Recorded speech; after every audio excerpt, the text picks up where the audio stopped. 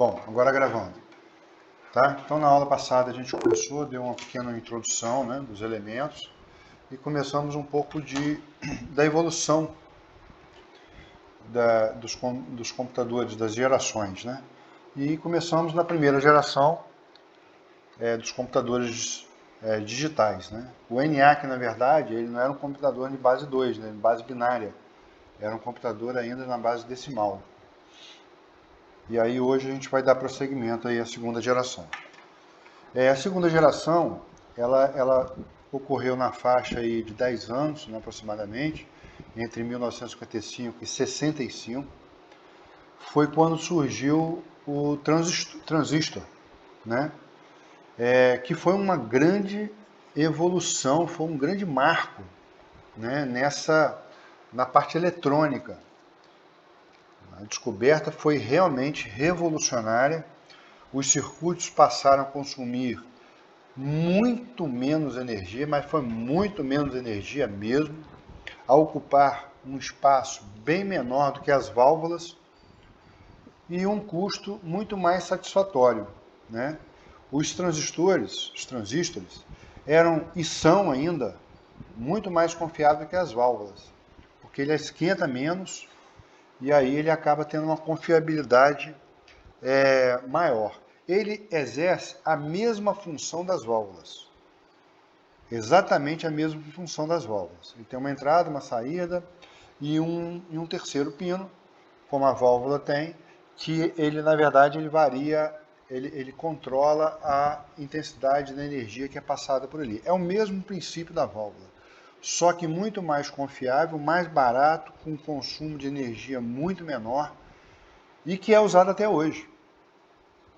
Eles foram feitos aí de cristal, de silício, o elemento mais abundante da Terra. Na aproximadamente 1954, a Texas Instruments iniciou a produção comercial da mesma forma que os transistores. Nos circuitos digitais foram utilizados para representar dois estados. Aí começou dois estados, o 0 e 1. 1 ligado e o 0 nível lógico baixo, 1 nível lógico alto. 1 ligado e o 0 desligado. Então, esse aqui é o desenho de um transistor. Tá? Tem um coletor, tem a base, tem um coletor e tem um emissor. O que ele faz? Controlar a energia que está passando por esse elemento. Igual faz hoje. Tá? Os materiais utilizados na fabricação dos transistores basicamente são silício, né? E aí a gente tem o Vale do Silício, que é bem conhecido aí, a gente tem muita fala sobre ele, o germano e o galho, entre outros, mas esses três aí são os principais. Tá? As vantagens, como eu já acabei de falar, um consumo de energia extremamente baixo, um peso extremamente baixo, menor peso, menor tamanho e um aumento de confiabilidade muito grande, porque ele perde menos, ele queima menos.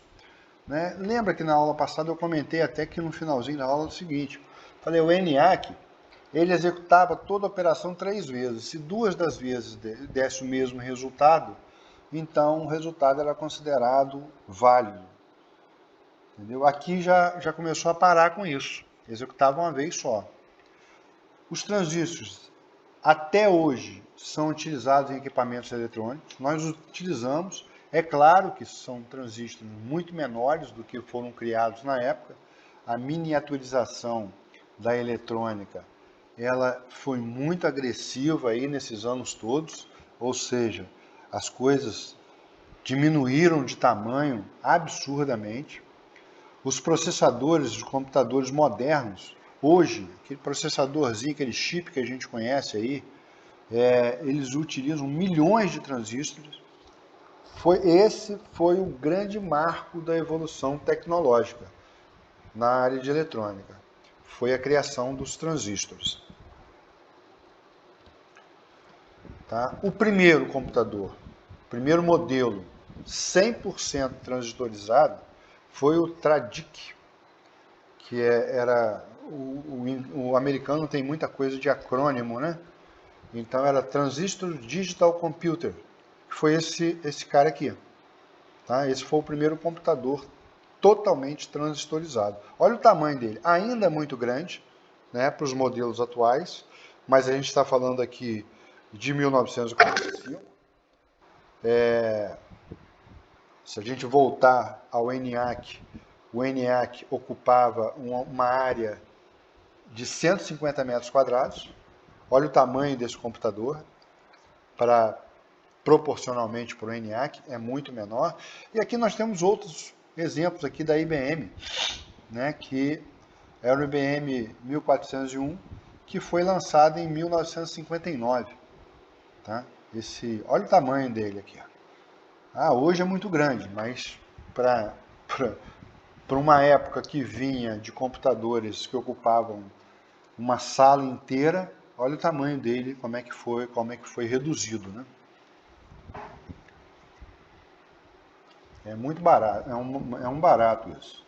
A terceira geração, né, aconteceu por volta de 1965 e ela foi, na verdade, até 1971. Né? Ela iniciou com a introdução dos circuitos integrados aos computadores.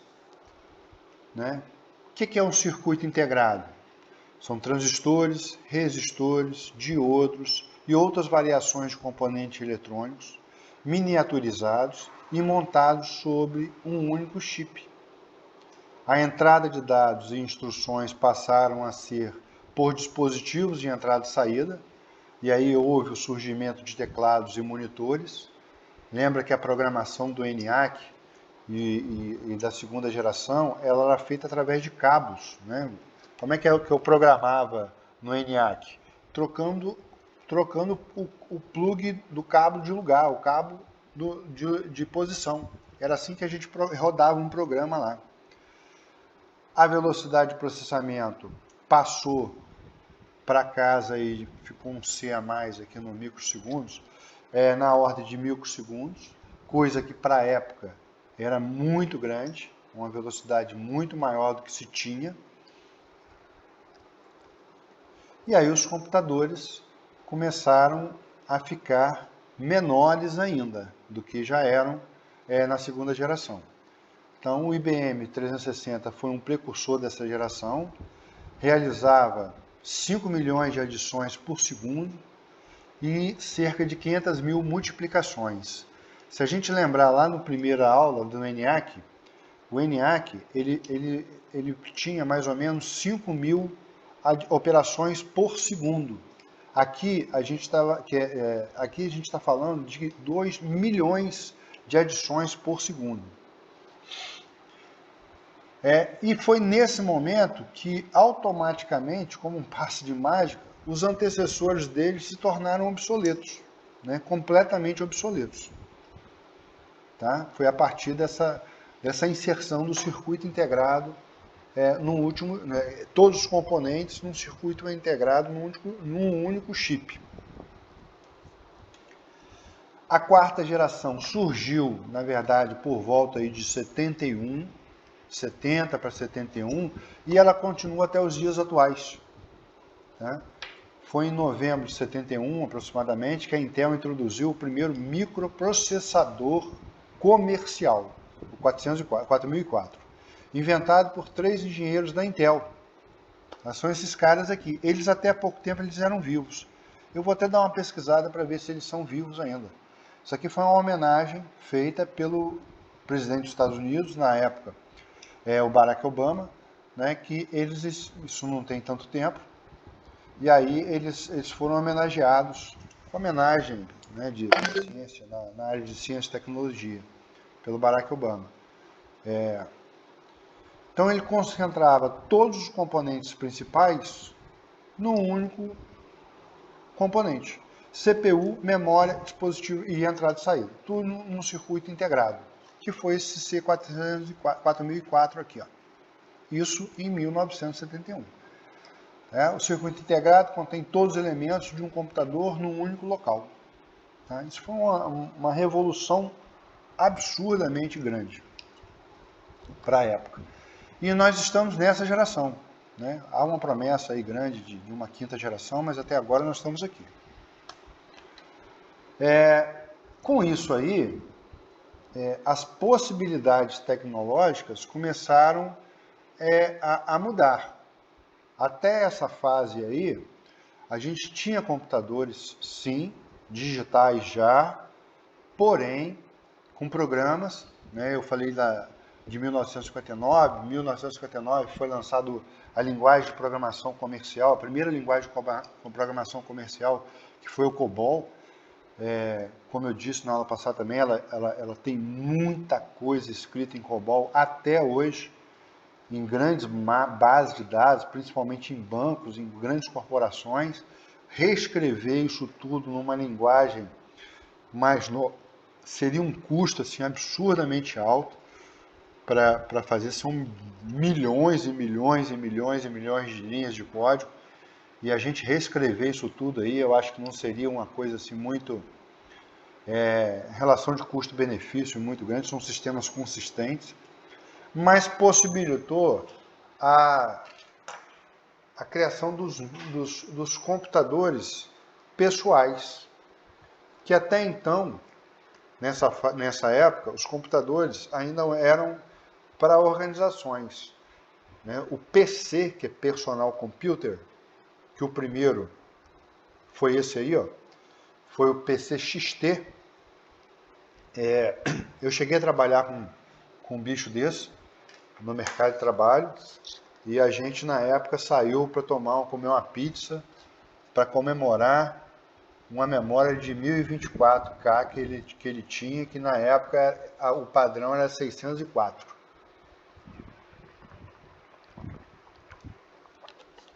Então era memória pra caramba que se tinha. Tinha um disco rígido, tinha um monitor. A maioria dos monitores eram de fósforo verde, então ele era preto, de fundo preto, com as letras verdes. A gente não tinha como alterar esses valores, essas cores. Depois de algum tempo que surgiu alguns monitores de fósforo branco, então as letras, os caracteres que apareciam para a gente, um fundo continuava preto, mas os caracteres eram um cinzazinho, né? um grafite, sei lá. A unidade de disquete aqui era aquele disco maior de 5 1/4, tem um discozinho menor de 3,5 polegadas. Esse disco de 5 1/4, ele tinha o de 1,4, o menor também, ele tinha de alta densidade ou dupla densidade. O de alta densidade tinha 1,2 e de dupla tinha a metade. Tá?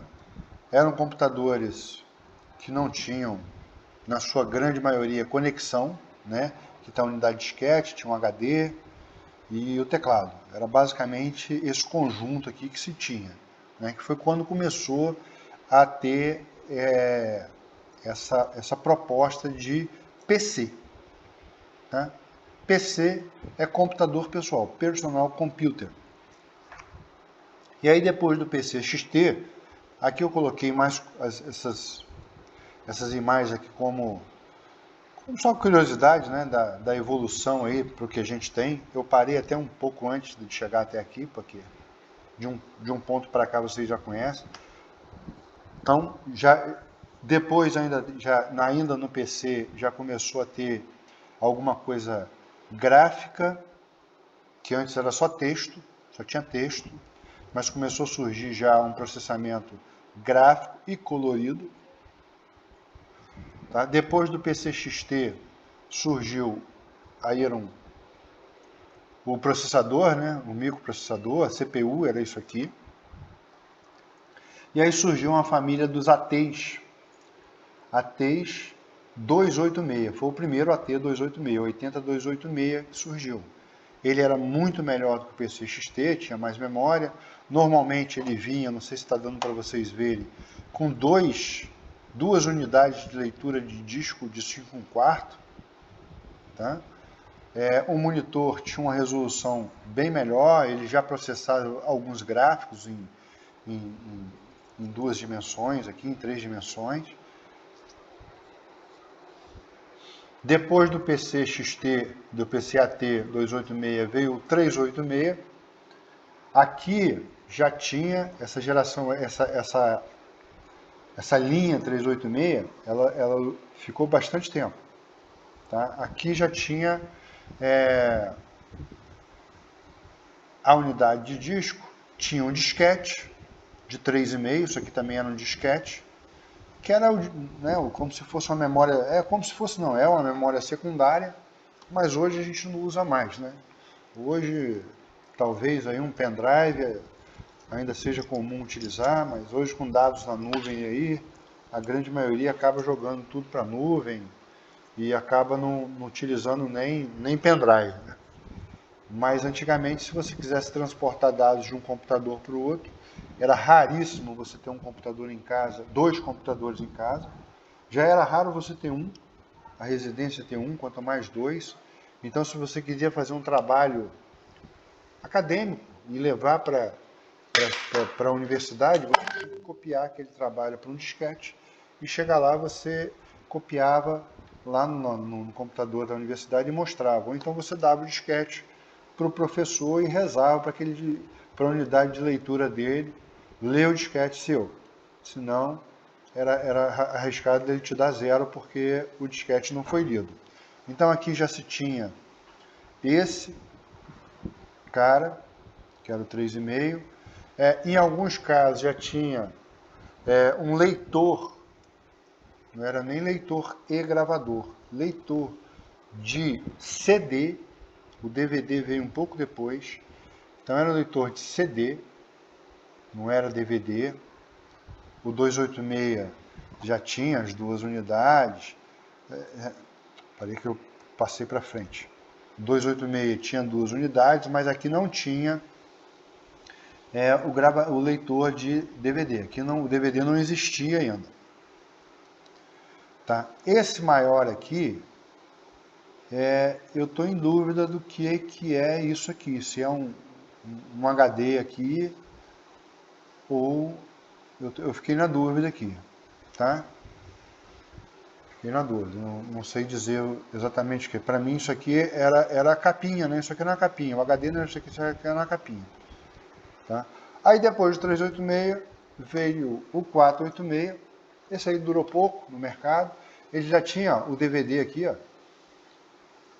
Unidade de disquete de 3,5, de 5 1/4, era esse grandão aqui, ó.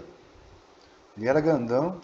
O disco flexível era por conta desse, até um anterior dele, que era de 8 polegadas, esse aqui já era bem menor, porque ele era flexível. Esse cara aqui, a capinha dele, o 3,5, a capinha dele já era rígida. Eu tenho até uns aí de amostra, se a gente tivesse no presencial eu ia mostrar a vocês. Tá? Tinham 2, às vezes uma aqui, 2, processador de 66 MHz aqui, ó, era um tiro isso aqui. Isso aqui era um tiro. Ele já tinha suporte a mouse nessa época. O 386 tinha suporte a mouse já existia o Windows nessa época. Eu vou falar um pouquinho mais para frente sobre isso, ainda hoje, tá? Mas já tinha suporte a mouse. O sistema operacional dele era o DOS, ou DOS, né? Sistema Operacional de Disco, Disk Operation System, o DOS, o DOS. O Windows existia, mas o Windows ele era um aplicativo do DOS.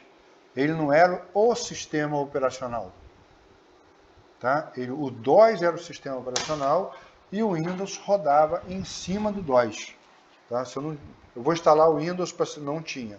Era o DOS, você instalava, e o Windows era um aplicativo do sistema operacional DOS. E o Windows, o DOS é esse cara aí. Né? MS-DOS é Microsoft DOS, né? Ele tinha um prompt de comando, só existia isso aqui, esse prompt de comando. Né? A gente habitualmente usa esse cara ainda, ou pelo CMD, ou pelo PowerShell. Eu gosto de usar muito o Windows Terminal, porque ele é parecido com o CMD, mas ele tem mais recursos.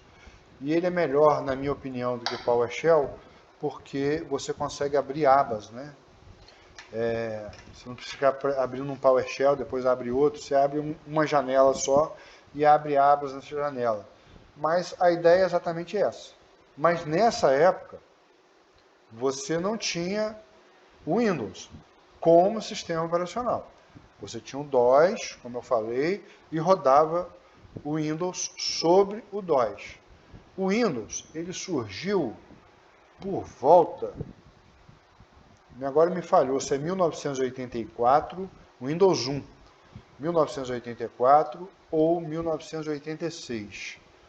Foi nessa faixa aí, o Windows 1.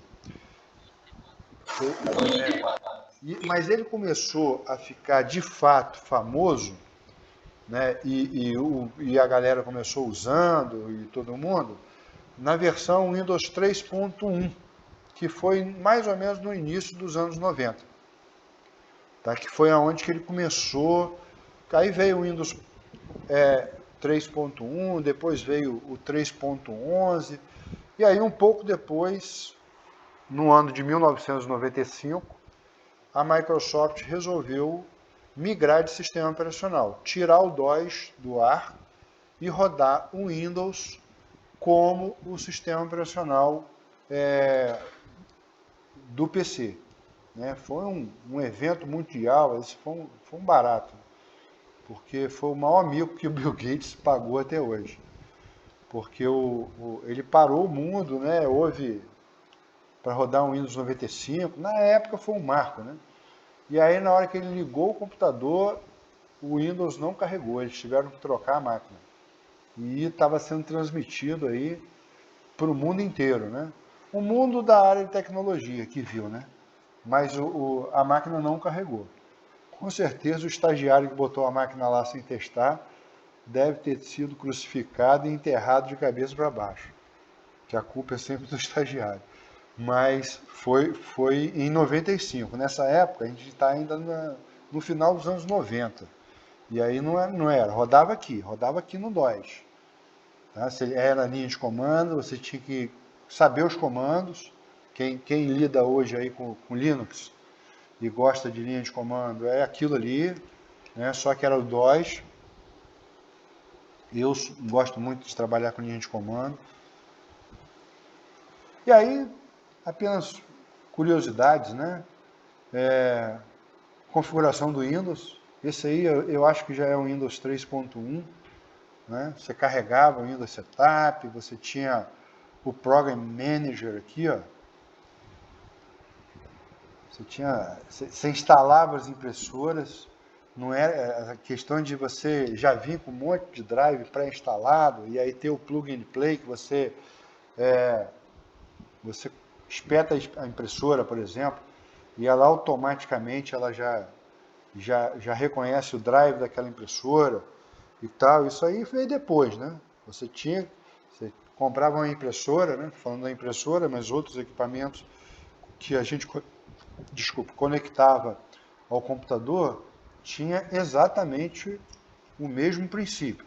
Você colocava o equipamento, vamos continuar no exemplo da impressora, você colocava a impressora e você tinha que fazer a instalação do drive da impressora. Né? O que é o drive?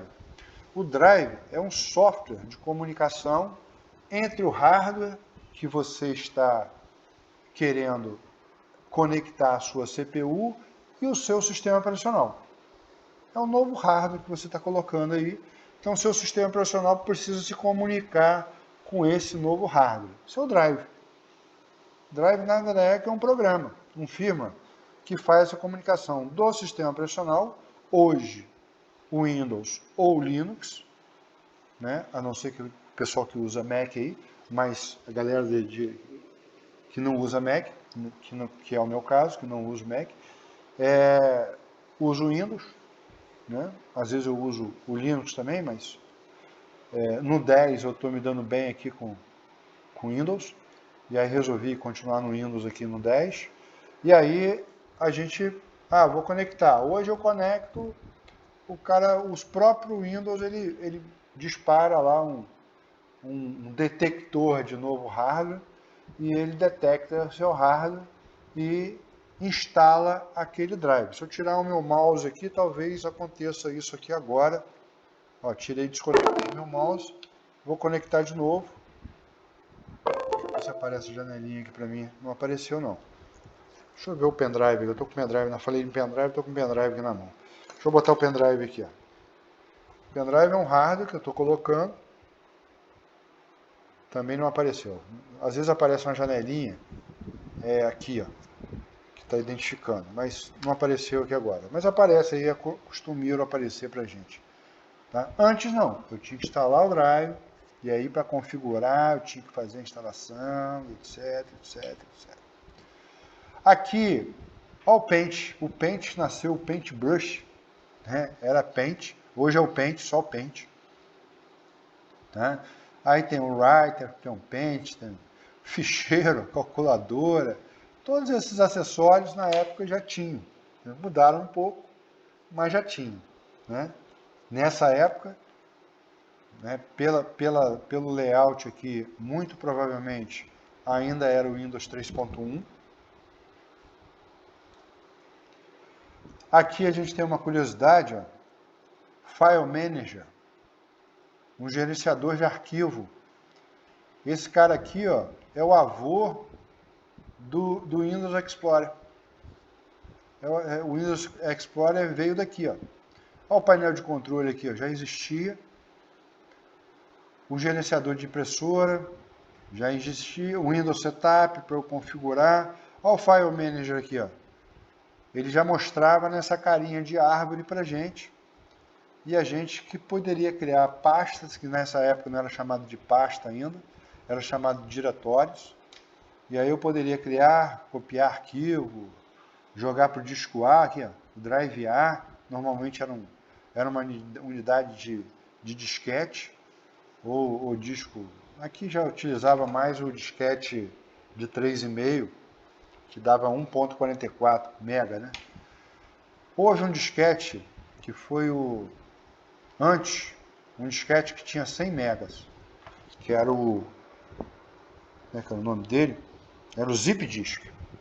Era o Zip Disk. Ele surgiu um pouco antes do CD. O CD veio logo depois. Por que o Zip Disk, o disquete de 3,5, o de alta densidade, ele tinha 1.44K. 1.44 KB de memória. O Zip Disk tinha 100 megas de memória. Tá? E o CD não é DVD, porque a tecnologia, o objeto é praticamente, se a gente olhar assim um e outro, ele assim, o formato dele é igualzinho. Mas o CD, na época, salvo engano, ele tinha 700 megas. O primeiro CD, né? Aqui, nesse computador aqui, tem uma unidade aqui de CD. Por que o Zip Disk não pegou? Porque o Zip Disk era muito caro. O Zip Drive, você tinha que comprar o Zip Drive, que normalmente era uma conexão externa. Eu tinha um. Eu tive um, né? Mas tive um por causa da empresa que eu trabalhei, não foi eu que comprei, não. Você espetava ele num cabo externo,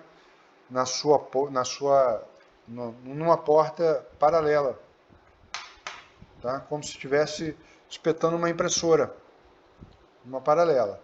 E aí ele funcionava, é uma imagem hoje de um HD externo, com um casezinho externo. Tá? Era o Zip Disk. Que era caro esse Zip Disk. O Zip Disk era muito caro, não lembro o valor dele. E o Zip Drive também era muito caro. O Zip Drive você tinha que botar esse Zip Drive que é mais ou menos o formato assim de um HD externo hoje, com case, que também era muito caro. Aí logo depois surgiu o CD. O CD ele veio a preço de, se você comprasse uma caixinha de 100 unidades, ele vinha, sei lá, vou botar em real hoje, em 1990, 91, não era o real não veio em 94, mas vou botar em valor de real, não sairia nem por R$1 cada CD. E o drive de CD era muito mais barato do que o Zip Drive. Então, o Zip Drive acabou caindo em desuso antes mesmo dele ganhar mercado. Tá? E aí, depois dessa época aqui, que foi a história do Windows 95. A história do Windows 95 foi o momento que a Microsoft, na verdade o Windows 95 não foi o inovador dessa interface gráfica, né, para o sistema operacional. A IBM ela foi sempre reconhecidamente como uma empresa que desenvolvia hardware. Né, a maior empresa durante muitos anos aí no mundo, uma empresa americana. IBM é International Business Machine, que ela desenvolveu durante muitos anos. Aí ela foi a primeira empresa de hardware no mundo, mas ela tinha uma área de software. Então, ela desenvolveu um sistema operacional chamado OS2. A galera na época até falava que era os dois. Era OS2, Operation System 2. E aí, só que rodava nas máquinas dela, PS1, PS2. As PS2, que eram máquinas melhores que a PS1, só a carga do Windows, do sistema operacional OS2, levava uns 8 minutos. Eu cheguei a trabalhar numa máquina dessa. Então você chegava a trabalhar, você ligava a máquina e ia no banheiro, ia tomar água, ia tomar um cafezinho, batia um papo, arrumava a sua mesa, até o sistema operacional carregar todo. Tá? Ele já veio, foi o precursor aí da interface gráfica para computadores pessoais. O que a Microsoft fez? Olhou aquilo tudo, copiou e fez um pouco melhor. Mais leve, mais rápido, e lançou o Windows 95. Que foi um grande marco, né, da popularização dos computadores. Porque até essa época, né, a galera, você tinha filmes de ficção científica que o cara na ficção pegava uma máquina dessa aqui, ó, e o cara apertava um botão e explodia o submarino, só para ele dar um enter. Entendeu? Só isso. Aí aparecia uma mensagem qualquer. Então tinha muito usuário de empresas, né, pessoas que na época não eram da empresa, da tecnologia, a tecnologia era muito restrita nessa época, que eles tinham medo de utilizar o computador, porque se apertasse alguma coisa, o computador podia explodir. Era uma crença que existia em função de muito que se vendia nesses filmes. Né? E aí, se apertasse uma outra tecla, a tecla errada, o cara conseguia apagar o HD inteiro. Enfim, era um problema para você conseguir desmistificar a utilização dos usuários pelas máquinas. Isso estou falando nas empresas. Nas residências, que aí já existia alguns computadores nas residências, só aquela galerazinha nerd que gostava de brincar com Basic, com Fortran, que fazia alguma coisa, né? O resto da família, ninguém metia a mão. Né? O que se tinha para programar na época era o Basic, tinha muita coisa de Basic, Fortran, para quem de repente fazia um curso de graduação e queria trabalhar com uma precisão um pouco melhor, queria fazer alguma coisa de cálculo mais preciso, mais caseiro. Aí o cara fazia uns programinhas em Fortran, programinha todo standalone, né? As máquinas não eram conectadas, não existia internet ainda nessa época, existiam já algumas redes de comunicação, mas não eram redes de comunicação que eram populares, né? Hoje, se você pegar uma máquina dessa aí, moderna, que não tenha conexão com uma internet, para que eu quero essa porcaria? Mas na época tinha muito uso. E aí, com a entrada do Windows 95, com a entrada gráfica do Windows, e aí as pessoas começaram a perder. Eu nem coloquei uma imagem aqui do Windows, esqueci. As pessoas do Windows 95, né? As pessoas começaram a perder o medo de utilizar, porque tudo que era feito clicando o mouse. Então, eu não precisava decorar um comando para criar uma pasta. Eu podia criar uma pasta clicando no mouse. Era mais intuitivo. Eu não precisava decorar como é que eu crio uma pasta? Para criar uma pasta, um diretório na época, eu tenho que usar o mkdir e botar o nome da pasta. Depois, para entrar nesse diretório, eu tenho que botar um cd, o nome do diretório. Aí eu estou nesse diretório, quer voltar 2 diretórios atrás, eu boto cd ponto ponto, barra cd ponto, barra ponto ponto.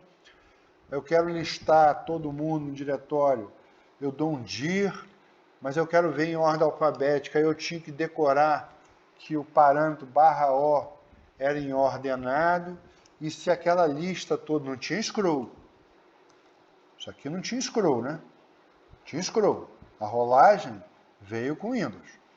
Então, se eu tinha que dar uma parada para ler, né? Encheu a tela, os monitores, via de regra, eram monitores que tinham 80 colunas por 24 linhas, ou 25, a maioria era 24, mas tinha monitor com 25 linhas, 80 colunas por 25 linhas. Então, o que eu conseguia mostrar aqui? No máximo 24, ou 25 arquivos. Se minha pasta tinha 70 arquivos, se eu não desse um barra P, e aí ela rolava inteira. Então, mostrava 24, aí mostrava uma mensagem lá, pressione qualquer tecla para continuar, aí mostrava mais 24, pressione qualquer tecla para continuar, aí mostrava mais 24, pressione mais tecla para continuar, aí mostrava o que faltava. Então, 24 vezes 3,72, na quarta tela tinha 3 itens lá do meu diretório. E assim que funcionava. O Windows 95, ele veio popularizando essa internet. E foi uma grande revolução nessa era da evolução dos computadores, né? Foi um grande, apesar dele não ter sido o precursor aí de fato da era gráfica, mas ele de fato ele acabou gerando a popularização do uso do computador. E aí mais pessoas começaram a utilizar, outras pessoas começaram a perder o medo, né? Já trabalhei em empresa que o cara falava assim, ó, eu fiz um projeto que eu precisava de 32 máquinas, mais um servidor um pouco mais parrudo. O presidente da empresa virou para mim, eu te dou todas as máquinas que você quisesse. Agora você vai ter que apontar para cada máquina, eu tenho que mandar 3 pessoas embora. Isso falou na frente de todo mundo. Como é que você implanta um sistema em uma empresa, era uma empresa grande, né? A empresa tinha 6.500 funcionários aproximadamente. Como é que você implanta um sistema na empresa que o cara fala na frente de todo mundo que você quer informatizar a parte de produção deles, que para cada computador eu tinha que indicar 3 nomes. A rejeição ao sistema ela foi total, né? Até eu derrubar isso aí, levou muito tempo. E aconteceu justamente ao contrário. Que eu consegui mostrar ao presidente que, na verdade, o que vai acontecer depois da informatização é que novos processos vão surgir e, consequentemente, vai acabar podendo ter novas contratações. Mas isso foi um trabalho de convencimento árduo. Se a gente pegar a evolução lá do ciclo de desenvolvimento do sistema, nós temos os levantamentos iniciais, depois temos a parte de análise, projeto, implementação, teste e implantação. Né? Dessas fases todas aí do ciclo, eu diria que 60%, 70% da possibilidade de um sistema entrar no ar está justamente na forma que você vai implantar um sistema. Você pode ter um sistema sem bug, que é difícil, muito difícil, sem bug, que atenda 100% dos requisitos do usuário. Se você não tiver um plano de implantação muito bem elaborado, o sistema não entra no ar. E às vezes você tem um sistemazinho bom, mas você sabe que ainda tem umas correções para fazer, tem uns bugzinhos para corrigir, mas até o usuário chegar naqueles bugs, dá tempo dele ir alimentando a base de dados, ele se familiarizando com a navegação do sistema, com os lançamentos, com os relatórios, com os cadastros básicos, com as movimentações. Até ele chegar lá, vou dar tempo de você resolver os bugs que você já tem, novos bugs acabam aparecendo, que você não tenha previamente visto, que o usuário te mostra para você. Mas se você tiver um plano de implantação bacana, esse projeto entra no ar. Tá? É muito em cima dessa discussão que eu quero conduzir essa disciplina. Né? Falei no primeiro dia de aula e vou repetir aqui. Eu sou da área de ciência da computação, mas sempre fui desenvolvedor de sistema. O bicho da tecnologia, o bichinho da eletrônica me picou tem cerca de uns 10 anos, que aí eu comecei a gostar um pouco mais de eletrônica, comecei a estudar um pouco mais de eletrônica, muito por questões de microcontroladores, né? Muito por conta dessas questões. E aí eu comecei a perceber que, na verdade, se eu conhecesse um pouco de eletrônica, com a base de programação que eu tenho, que vocês vão ter, ou se já não é que tenham, de repente você já vem aí de cursos de programação, mas com essa base a gente consegue fazer coisas que às vezes um cara da eletrônica pura não consegue fazer, porque ele não tem a base de programação que nós temos. E aí, isso aí junto o útil ao agradável, né? Eu conheço um pouco de eletrônica, não sou da eletrônica, gostei, depois que eu comecei a ter o contato com a eletrônica, gostei, acho um barato a gente discutir isso aqui, mas eu sempre tenho a ótica do desenvolvedor. Né? Se por acaso eu vier mostrar algum projeto de microcontroladores para vocês nessa disciplina, eu vou mostrar o projeto, eu vou mostrar o hardware, mas eu vou focar na minha programação, no que eu programo para aquele hardware fazer. Porque, na verdade, o hardware não faz nada sem o programa. Sempre eu tenho essa ótica. Nessa disciplina, não quero que vocês saiam daqui adorando organização, arquitetura, mas que vocês tenham uma ideia com essa cabeça. Eu preciso conhecer minimamente o que aconteceu no hardware, o que aconteceu nessa evolução toda. Por que eu preciso saber disso? Porque quando eu chego num cliente, cara, eu não tenho só máquina moderna, não. Eu tenho máquina moderna, algumas, e eu tenho cliente que só tem máquina mais antiga. E ele vai falar assim, ó, a minha base, o meu backbone é esse. Ele não vai falar backbone porque ele não sabe, mas o meu computador é esse aí. Você faz o que tiver em cima disso aí, eu não tenho dinheiro para comprar outro não. Você vai responder o que para ele? Você vai chegar para ele e falar assim, não, cara, ó, me desculpe, mas com essas carroças aí eu não consigo trabalhar. Vai vir um cara do vizinho lá, vai falar assim, não, mas eu faço. Pode ser que com o passar do tempo ele se anime, né, crie fluxos de processo dentro da empresa dele, que ele vai perceber, ó, os computadores já não estão dando mais o que eu estou querendo. Então eu preciso começar a renovar, e aí ele começa a criar novas expectativas aí de mudança de computador. Então a gente tem que sempre trabalhar nessa expectativa. Eu nunca vou ter 100% de máquina moderna, né, nos meus projetos. Eu trabalho em cima de projetos do usuário. Ah, pô, Estou falando de microcontrolador. Eu vou trabalhar com Arduino? Posso trabalhar com Arduino. Vou ser mais limitado. O Arduino é popular, o Arduino tem muita coisa, mas tem microcontroladores melhores que o Arduino. Mas o cara já tem um Arduino lá. Ele não vai comprar um ESP32. Aí você fala assim, pô, mas o ESP32 ele é mais barato e tem mais recursos, tem mais... Não, mas eu não vou gastar com isso agora. Ou você faz no Arduino, ou a gente vai contratar outra pessoa para fazer. É nessas condições que a gente acaba ganhando os nossos projetos. Tem que trabalhar com a realidade do usuário. Eu não posso querer impor a minha realidade porque eu sou um cara da área de tecnologia e acho que tecnologia tem que ser topo de linha, porque o pessoal da inovação tecnológica só diz que tem que ser tudo top de linha, né? Esse pessoal da inovação tecnológica, eu sou muito crítico, tem muitos amigos que trabalham com inovação tecnológica, mas eu sou muito crítico, porque a empresa não tem essa velocidade toda, não.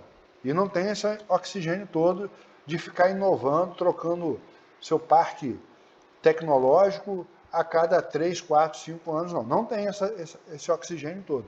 Não tem dinheiro para isso. Tá? Não tem mesmo. O cara investe numa base, seja um computador, seja uma máquina, que ele vai produzir alguma coisa, aquela máquina tem que dar caldo durante muitos anos, cara. Não é, surgiu uma máquina nova, eu vou comprar uma máquina nova. Não é assim que a banda toca, não. Não é mesmo. Tá? Se isso aí acontece nas empresas que eles trabalham, eu desconheço, porque nas empresas que eu trabalhei, né, o que tem está aí, você tem que tirar água de pedra disso aí. Ó. Então, é disso aí que a gente vai trabalhar. Eu preciso de dinheiro, eu preciso ganhar minha vida, preciso pagar minhas contas, é em cima disso aí que a gente vai trabalhar. Tá? Então, por isso que a gente, sempre quando a gente falar em organização, a gente está falando, mas nessa, esse papo de evolução dos computadores, para que você está falando nisso? Cara, eu não estou falando que a empresa tem 486, né? Não estou dizendo isso. Né? Provavelmente você não vai encontrar mais um 486 rodando numa empresa. Mas você vai encontrar um Centrino segunda geração, você vai encontrar umas máquinas mais antigas lá. E você vai ter que fazer o seu sistema rodar naquela máquina. E aí de você se não fizer. Tá? Pessoal, eu acho que a fala hoje já valeu aí. Vou abrir para perguntas aqui.